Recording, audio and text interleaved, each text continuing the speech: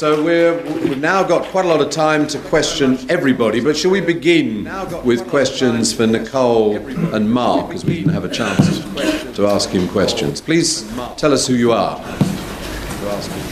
Please tell us who you are. Verity, who are you? Do you have any cognitive measures, like executive function measures in? Yeah, in our subgroup, I couldn't get this through to this big group.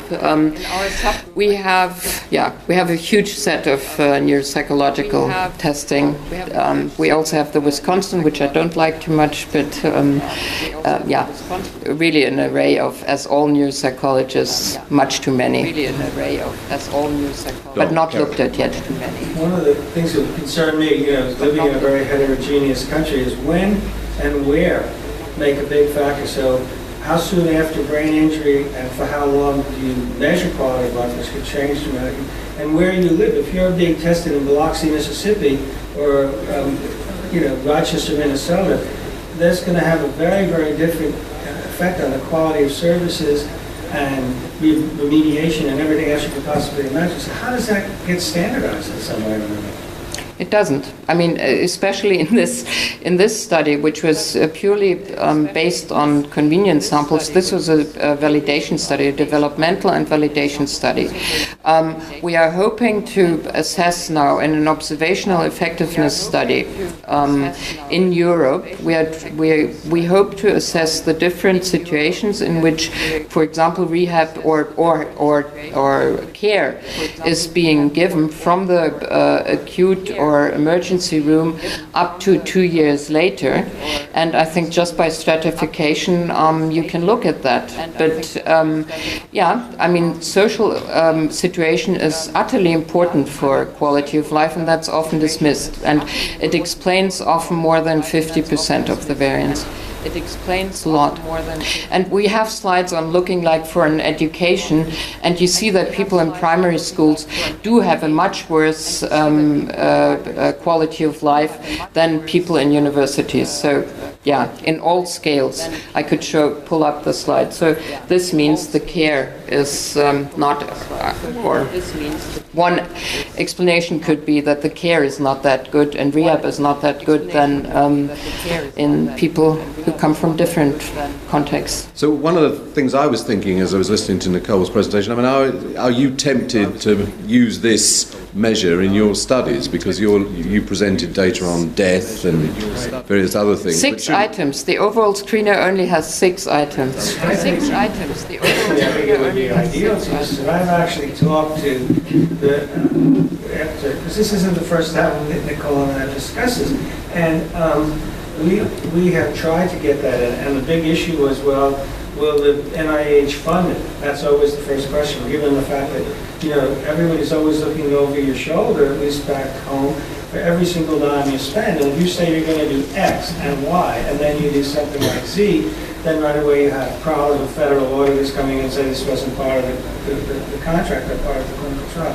But we are aware of it, and I think it's my own feeling is whether we're doing a depression scale. We also tried to get one of our colleagues at Emory, who's Andy Dillon, Dr. Andy Dillon, does a lot of work on depression and cancer patients. He tried to get some of the testing involved, and it was the same issue. Well, we didn't fund that, and so maybe you better withhold looking at your other issues. But your argument, Nicole, if I understand it correctly, would be if they were to use this outcome measure, they would have better information on just how well these patients are doing. Although I suppose that one of the things I worry, having spent all these years as an editor looking at all these very complicated scales in psychiatry, it's often very, very difficult to relate it to reality. You think, well, so these people are a little bit better on a scale, but what does that mean in reality? Well, I don't know which scales you're talking about. I think if you're really asked, I think there are a lot of scales, and we don't know the clinical relevant difference till now. Yeah, how can we? But and I think one aspect, for example, is the response shift. So even if our answer at point baseline and then after 6 month rehab, if I have the same value, this could mean that I have an adaptation of my way of responding because I adapted to the disease, and actually it could mean it's not the same, but maybe it's better, but I adapted. So I think we have to do much more research in this response shift. Well, what does it mean? I mean, if somebody says, yes, my quality of life is better, my abilities of thinking are better, my concentration is better, then I think you should believe in the patient and should believe that the patient says, yes, he feels better. I mean, I'm always attacked, like when working in psychiatry also. I think if you assess quality of life in patients with a hallucination, then this is the quality of life of the who is hallucinating. Then you have to take that serious, and this is the quality of life in the situation. But yes, we are using anosognosia scales. I am doing that because I do want to understand more, and I do know that, for example, from my work in Alzheimer's in Geneva, that if people are really anosognotes, they could tell you they're very well off, and from the outside standpoint, you would say, no, well, the person is nearly dying. Yeah? So I think we have to get the more objective medical together with these subjective measures, but I think we have enough data now. And can I get back to you what you said? The medium was 4 years after rehab. After the traumatic brain injury. Follow up on that. In the United States, all of these clinical trials for traumatic brain injury have to be... Wait a minute, let me just... Can everybody at the back hear? Mark, come here. Can you hear, Dom? Because maybe they can't hear me to say they can't. But one of the Maybe things they can't that hear me, many of you students know is that most of the work done in trauma is done at level 1 trauma centers across the United States. Where are level 1 trauma centers in the United States? They're always in inner cities, like downtown Atlanta or in Manhattan. They're all in very dangerous areas. And in order to get, first of all, and a lot of the people who suffer from trauma come from these very dangerous areas and disappear back into these areas. And it's very, very hard to track them down, especially after 6 months, much less 4 years. And we've had cases where the sociologists and the neuropsychologists go out and they say, we've got to have an armed guard. If you want us to go and track down, you have to have a police escort to go into some of these areas and try to find, 60% of these patients who have disappeared into very, very rough environments. And because the level 1 trauma centers are located in pretty tough areas in the States, and because many people who drive and are victims of violence live or disappear back into these environments, these kinds of follow-ups are very difficult to achieve. Well, and their quality of life is never going to be great in any case. Even in Switzerland, I was involved in the planning of a 5-year study from the traumatic brain injuries on the mountains and accidents till 1 year later. And 50% of the patients disappeared because they were tourists or, so it's really hard to even do a 6 month or 1 year follow-up, but I think it's important. So are you saying that these kinds of patients are more difficult to follow up than in other areas? Definitely. Okay, questions to, and Kay sitting down at the moment, but we'll get her to stand up if anybody wants to ask her a question. Sitting down at the moment. Yes, Verity, carry on. Okay, well, when Kay mentioned that depression can be characterised as a cognitive disorder as much as a emotional disorder, then I'm sure that Mark was very happy because cognition is measurable in a rat, whereas quality of life is not measurable in a rat, not really, and emotions are not measurable. So does this sort of make you feel miserable that the functional outcome is quality of life, and yet actually cognition could underlie the quality of life? I think you can measure the efficiency with which an animal executes the tasks that it has to execute to survive. Is that the same thing? Well, it's as close as you could possibly get. You can't tap them on the shoulder and say, how are you feeling today? But you know that when they aren't feeling well, then there will be performance deficits that there is a consequence of that. So I think it's, we need to talk to sensible ethologists as well as basic neuroscientists in devising these sorts of assays. I mean, you take something like autism spectrum disorders, and one of the key assays that's apparently showing up differences between transgenic models and their wild types is things like the quality of the nest they build when they're raising their young, and that's an important aspect to the efficiency with which they are engaging and surviving. I think you can do it, but obviously you've got to be aware of the potential confounds as well. We think the quality of life, they tell us the quality of life is better when they stop attacking us and biting us and take them out of their cages. One of the things that I found myself wondering is, I mean, presumably you don't use chimpanzees or anything like that just because they're so expensive and so emotive. And if you've got a drug that's safe enough to go into a chimpanzee, it's safe enough to go into a man. And I'd rather use a man then, because they can tell you when it's not doing good. But in terms of models, it wouldn't. I don't think you can get you can't get the statistical power that you need for these proper analyses. I just don't think it's a viable approach at all, personally. Right, because you sort of, when you were halfway through your talk, you sort of said, well, maybe the whole idea is completely bonkers of studying mental health problems in humans and trying to study it in rats. Every so often that comes across you. There are aspects that are bonkers, absolutely. But, it's looking beyond that and saying, well, okay, this is what you've actually got. This is the technology that you've got. Can you get something useful out of it? And I think, there was the point you or somebody made about actually testing this out properly in the clinic, so that you do have an effective animal-human battery that responds in a certain way. Does it respond in that way clinically? If it doesn't, then okay. But I can sort of imagine, if I had some profound mental health problem and you came to me and said, well, we've tried this drug in rats and it seems to be beneficial to them. I don't know that I wouldn't feel very comfortable about, okay, well now you can try it on me. Okay, an example, an idealistic example, and I don't know whether this will ever be pulled off on, but it's certainly one thing that's being tried. So there are these copy number variants around that are associated with schizophrenia and with autism. People are now looking at cognitive performance in carriers of those CNVs that don't actually have the full disease. And they are finding changes in performance in working memory and executive function. So you go then and model that genetic lesion in a mouse, you should see similar sorts of performance impairments in those areas, in those same sorts of brain circuits. And if you do, then if you can modify that pharmacologically in the animals, then you stand a much better chance of actually modifying that in people. Whether that has enough global clinical impact to improve their quality of life, I don't know the answer to that. What I am very concerned about is what we do pre-clinically translates into man and is therefore a valuable measure to take.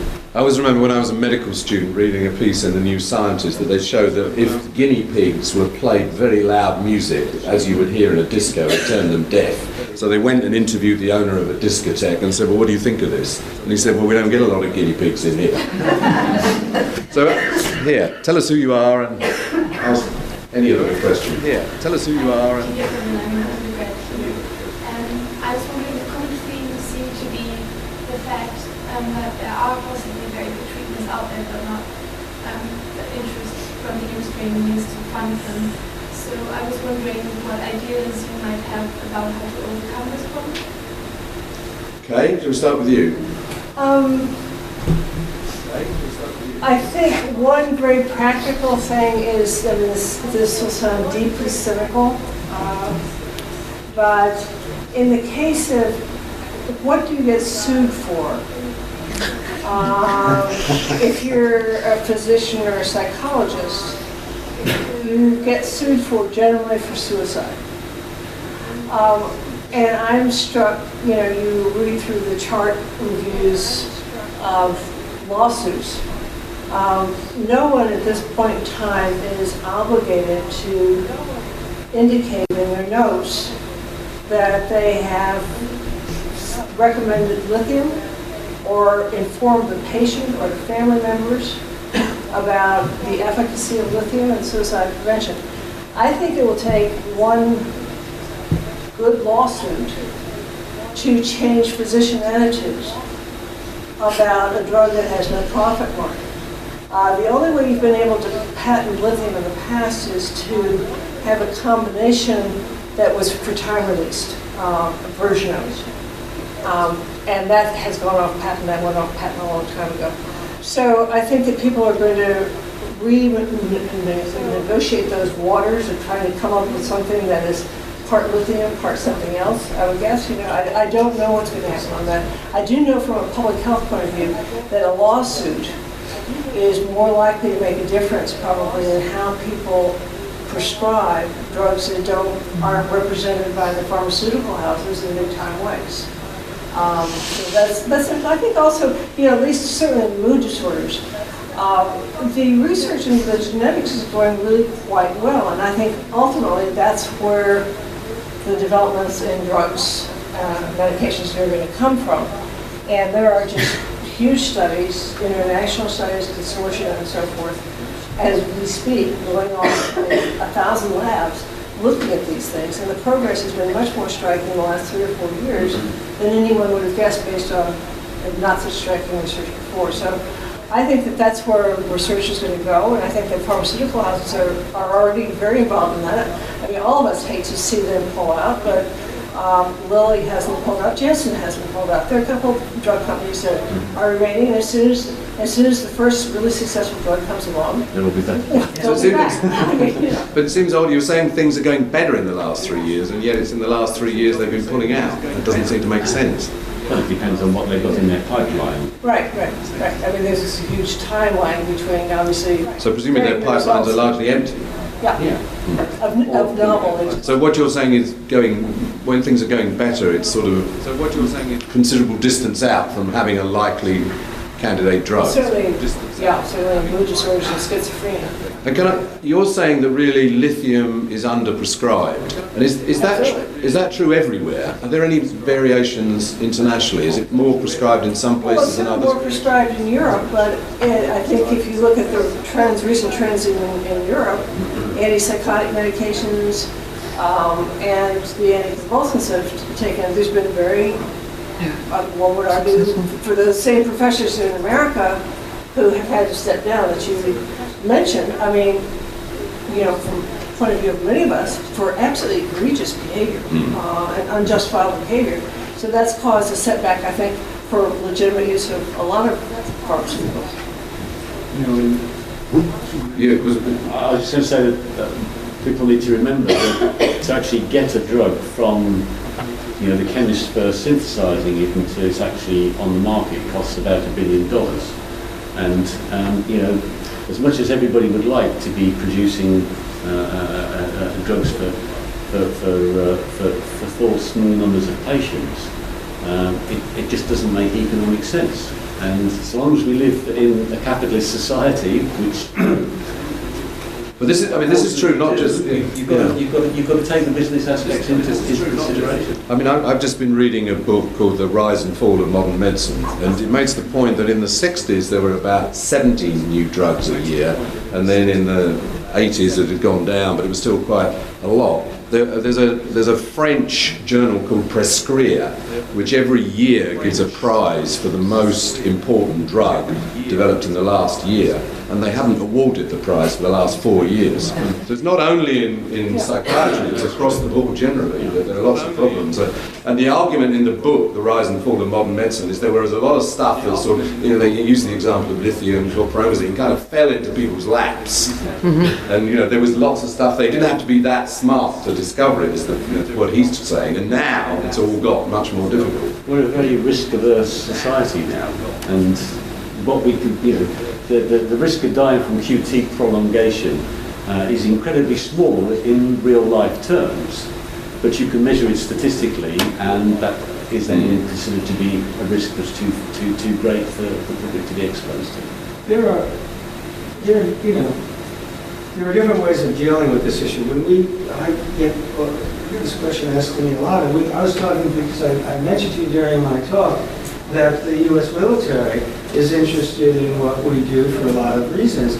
And one of the questions that I raised that come up in a roundtable discussion when I was at Fort Detrick, where most of the medical command was, so how are we going to get this out. One of the people is, how are we going to get this out in the market? If it's the issues of, if it's the economy of it, because it is dirt cheap. And one of the one-star generals in charge of it said, well, Donald, here's how we'll do this. If we have to do this to get this to our troops, it's very simple. Let's say Lilly, for example, or Merck, we sells us about $2 billion a year worth of antibiotics or tranquilizers or whatever. And we say to them, basically, look, we want you to make progesterone for our troops. And they say, well, you know, it's not economic for us, we can't make it. They say, you know, we have a $2 billion contract a year with you. There are a lot of companies that would love to get this $2 billion a year contract, so we're going to reconsider our relationship with you. And the general said that's one way to suddenly find a lot of cooperation with things like this. And that's unfortunate. I'm not saying that's right or wrong, but when you think about it, that's often one way to get things done. You know, and that is a question of economics. You want another $2 billion contract to sell us X, then you're going to have to take a little less money to make Y. Nicole, did you have an answer to the question here? Did you want to say anything? Okay. I personally would prefer a socialist society. Well, but an ideal socialist, probably. Yeah. Or can you name one? Even Qbert doesn't work. It's a nice idea. Yeah, very. Other questions? Could you stand up? It'd probably be easier to hear. Tell us who you are. Melissa Shapiro again. You already mentioned that it's so hard for just the relatively small numbers of people who might be going for these medications that can be developed. But there's also the additional concern, particularly I know for mood disorders, it takes there can be a lot of trial and error in even assigning and even figuring out what medications that work. With that, even so that there's a greater need for a greater variety to try out. Does that help with aims for development in the East Coast, or is that they're just such small shares that it's... Well, this sort of what they call tailored medicine approach is very popular now, and you know, huge amounts of effort are going into efficiently identifying the right patient for the right drug at the right time. You know, this is the buzzwords that they use, and you know, with the costs of genotyping people coming down every day in 10, 15 years' time, maybe that's a very viable alternative that will bring down the overall cost and make it a viable economic proposition to actually address very small groups of individuals. Provided you can identify them accurately and you know that they're going to respond, then you know the economic argument that the population size is too small will go away. And the antidepressants are a perfect example of that, because people were very much trial and error, completely empirical at the moment. Yeah. But there are about 30% who really do benefit from it. Well, no, I meant in terms of which antidepressant people will respond to. So in terms of personalized medicine, being able to predict and, you know, into class of drugs and so on. So maybe not doing very well at coming up with new drugs, but I mean, I think the figures for Britain were something like 10 years ago, there were roughly 5 million doses of antidepressants prescribed a year. Now it's about 40 million. I mean, it's gone up like that. So even though they might not be discovering new drugs, they're certainly selling more of those that exist. But from what you were saying, I mean, a lot of this is probably treatment for people with relatively mild depression. Is that misplaced activity? I think it's really questionable, sure. I mean, you know, they're expensive treatments, and I think in general the tendency is so broad that whatever illness you're talking about, not just depression or bipolar illness, but it's certainly striking in both bipolar illness and depression, this tendency to increase the range from severe forms to mild forms. It certainly increases the market, but it decreases the likelihood of response, and it increases the cost to society in one form or another, and to the individual in terms of, you know, these are not benign drugs. I mean. And do you think there's much difference between the newer SSRIs and the older drugs? Well, sure. I would say that the main difference is, from a clinical point of view, is that it's very difficult to commit suicide on the SSRI. So if you're talking about people who are maybe at elevated risk for suicide, the older drugs like the tricyclics were very, I mean, it used to be the emergency room mentions were for antidepressants. People would come in having attempted suicide. But the tricyclists, I think, now are underprescribed because many of them, several of them, are particularly effective and off-patent and work when SSRIs don't work. I mean, but and the side effect profiles are not perhaps as different as some of the market data suggest. I was very interested in what you said about, maybe psychiatry should talk in terms of mortality, like lots of, certainly cancer doctors and heart doctors. Have you been arguing that case for a while? Is it being listened to? Is it happening? I've been after it for a while. Is it listened to? Who knows? I think there's several of us who feel that way. I mean, if you look at the CDC and people collect mortality statistics, of course they focus on the mortality of suicide. And cardiovascular disease, because there's a big comorbidity between depression and bipolar illness and cardiovascular disease. I don't think there's nearly enough emphasis on it. I don't think psychiatrists and psychologists themselves think about these in terms of mortality. And for sure they don't. When they educate people in the field as teachers, they don't tend to mention. Probably most of you don't know how research gets funded in the United States. Most of the biomedical research in the U.S. does not get funded by pharmaceutical companies. They only make up a relatively small percentage. Most of the funding gets done through the National Institutes of Health in our country. And there's a woman, an excellent science writer by the name of Sharon Bagley, B-A-G-L-E-Y. She writes now, she's the science editor for Newsweek magazine. A little while ago, she published an article called The Valley of Death. And what happens is very often translational researchers who want to develop a treatment for schizophrenia, for suicide, for whatever, have to go to the National Institutes of Health for funding, as we all do. And the Valley of Death is the fact that most people who sit on review panels, like myself or others who are asked to review grants and review our peers' grants, come from the basic sciences. And the vast, vast majority, and I just rotated off the Executive Council of the National Institute for Child Health and Human Development, where we had to do a lot of grievance work.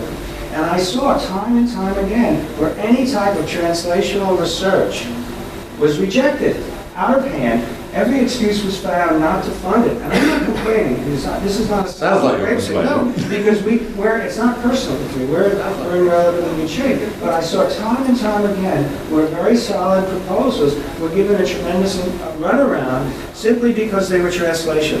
And there's a huge uproar right now because the director of the NIH, Francis Collins, who's a geneticist, is trying to set up an institute for translational research. And the scientific community is absolutely rabidly up in arms against anything like this because they say it's all about the drug companies should be doing all of this work. But the drug companies are driven by profit, not by, when I was an officer at Rutgers University where we had a lot of pharmaceutical companies, I remember one of my board members telling me, you got to remember, Donald, because I was always going and asking for money for research for the university at Rutgers. And he said, you got to remember one thing, Donald. Drug companies are in the business of doing well. And if they can do good by doing well, that's fine. But the primary responsibility of the company is to do good. And that means make money for the stockholders and shareholders. And so the NIH, which has an opportunity to do some of this flexible work, is constantly hammered by the scientific community itself against, quote, squandering, as I've heard some people say, squandering resources on research that might be translational, despite the title that it's the National Institutes of Health, and its primary charter, if you go back to 1952, is not just to do electrophysiology of single cells or imaging of whatever you want to do, but rather it was put into place to protect the public health. The argument being, if I can finish, is that basically we'll only be able to help the public if we just focus on basic research. The problem with that approach is that if you look in the last 50 years of research sponsored by, the last 30 years of sponsored research by the NIH, in that entire time they've only come up with 7 new drugs. And when you think about the fact that the budget of the NIH is now something like $30 billion a year, that's a lot of money on basic research that has not led to enhancing the public welfare. And if you ask anybody this, they totally freak out. I agree with that, but I think slightly more optimistically, that institute has been set up. They have a very strong leader, Tom Insel, he and Francis Collins. I mean, Francis Collins is a physician who does practice, continues to practice, and is a basic scientist. And I think his feeling from square one was that this is exactly what he was going to do, and I think what Francis thinks he's going to do tends to happen. And so, of course there's a squeal from basic scientists, but I think it is changing. I mean, I think the very fact that he's done what he's done, it just takes forever and a day to do. Because the pressure from the Congress is exactly for translation research. The pressure from the advocacy groups is for translational research. It's not like Francis is out there alone with this view. It's just the basic scientists who squeal. Well, we've yet to see that happen. I've heard, I think The Lancet famously 20 years ago published an editorial saying, instead of spending all this money trying to find new things, if we were simply to concentrate on implementing what we already know, particularly globally, you could make the most enormous difference. I mean, even with very solid evidence-based things that would prevent cardiovascular disease, or even people who've had heart attacks, very clear evidence of what will reduce their chances of having another one. Most people in the world, even in developed countries, don't get those things. So actually, if we were to concentrate our energy on applying what we already know, rather than endlessly trying to invent a new, hugely expensive drug, we'd do more good. What do you think of that? You won't get any argument from me, that's what Down here. Can you stand up? We're more likely to be able to hear you then. Okay. Stand up. We're more likely to be able to hear you then. I actually went to Emory University, so good to speak. That's good. So I have a question actually that relates to what you just said, and it sort of integrates all of your talks, I think. So problems like trying to prescribe lithium that's not on patent anymore, or getting drug companies to produce progesterone. Why don't drug companies go into the global environment and the global community and sell the off-patent drugs in progesterone, whatever it is that's not going to make money in the U.S. anymore or in Great Britain? But there's a huge, we're not the only people with mental health disorders or traumatic brain injuries. People in other countries don't have any access to any of this. I'm thinking like tuberculosis medications and HIV medications and whatever it is. Those need to be produced at cheaper value for countries that can't afford it. And if the drug companies were to do that, they would make better profit margins. Do you want to say something about that, man? Well, that's exactly what generic companies do. When a compound has gone off patent, then it's available for any company to synthesize and market. So that's exactly what is happening today. It's the compounds that are still on patent, where a company has invested huge amounts of money to get to that particular point in time, and it is trying to maximize its return on that investment.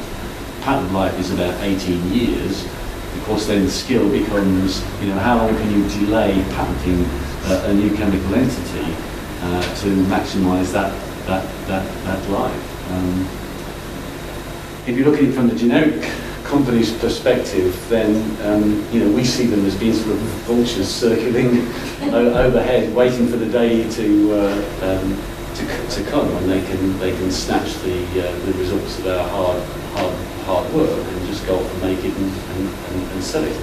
That's a very selfish perspective from our side, but it does make me quite angry actually that people can just sit and wait for this to happen and then go on. On the other hand, I think our marketing approaches are wrong as well. The marketing model is wrong because we don't seem, for some reason, I don't know very much about marketing at all, but if Tesco was selling a product that only Tesco had access to, and then there were other people coming up, they would start to drop their price in stages and maximise make sure that they still remain the number one provider of that product. And I don't understand why we don't do that sort of thing as well.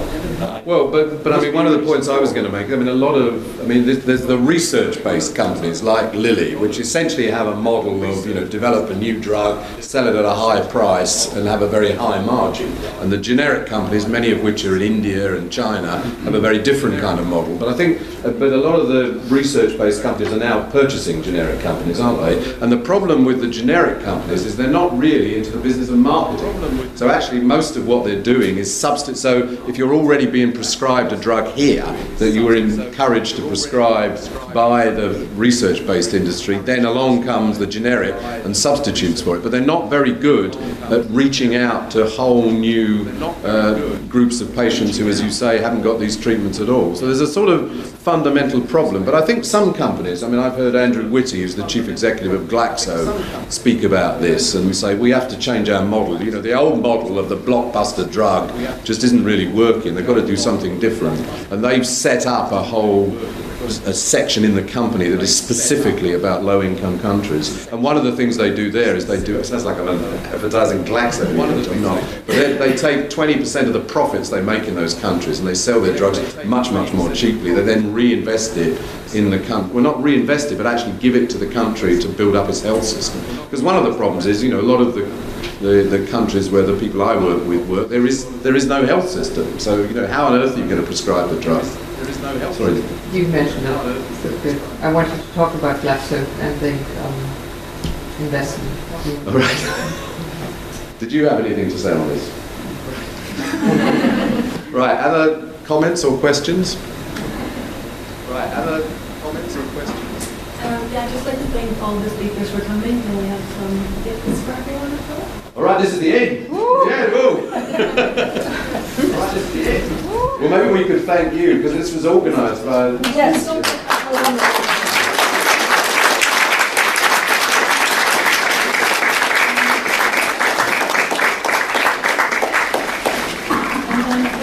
to thank Mary Brown for all her help.